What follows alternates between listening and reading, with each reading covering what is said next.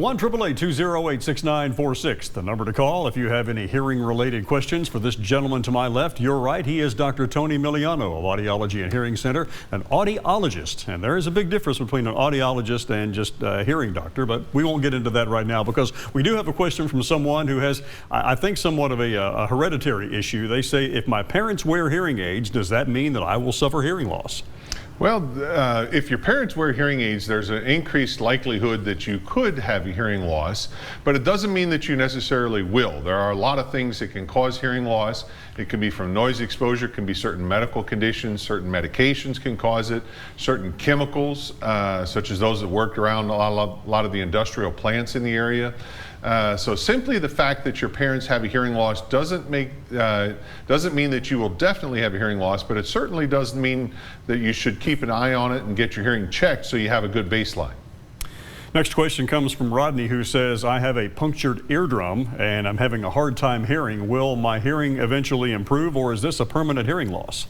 Well, I would ask a few more questions about the condition. A punctured eardrum, if it's of recent nature, it could very possibly heal on its own. It could heal with some medical treatment. First thing that comes to mind when you have a punctured eardrum is you definitely need to have an evaluation from a doctor of audiology. You also need to have an evaluation from an ear, nose, and throat physician to make sure that you're doing everything you can to promote the healing of that. It's possible that is a long-term situation. Not all ruptures of the eardrum heal spontaneously. Sometimes ear, nose, and throat physicians can perform surgery to patch that. Sometimes we just observe that, and we don't patch it at all, just to kind of make sure that it's stable and it's not causing any problems. So it depends on the situation, but it's certainly something that does need to be evaluated. Next question comes from Ginger, who says, my dad is having excessive earwax problems and it's making it increasingly more difficult for him to wear his hearing aids. What can we do about this? Well, the easy solution is to have the earwax removed. You can see a doctor of audiology. We do that all the time in our office. That will cause a lot of problems with hearing aids. It can cause the hearing aid to get stopped up and just quit working completely.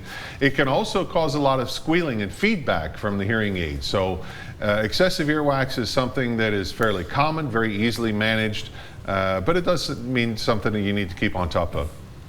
I have time for one last quick question. We have a question from Mason, who says, I had my hearing checked at 55. It was fine. I'm 64 now, so I'm wondering, how often should I really have my hearing checked? Well, that's a great question. Congratulations on your hearing being good at 55. But as with everything else, Father Time has a way of catching up with us. So at 64, you probably need to have that checked again.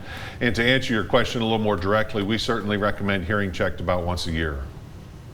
He is Dr. Tony Milliano of Audiology and Hearing Center, Paducah and Murray. And if you have any other further questions, they've got a full half-hour show coming up here in about 10 minutes. It's called Hearing Solutions right here on WPSD Local 6. They'll answer a lot of those questions that you have, and you may find out some answers to some things that you didn't even know about. However, if you'd like to review this segment, it'll be online shortly. Look under Family Health Experts at WPSDLocal6.com.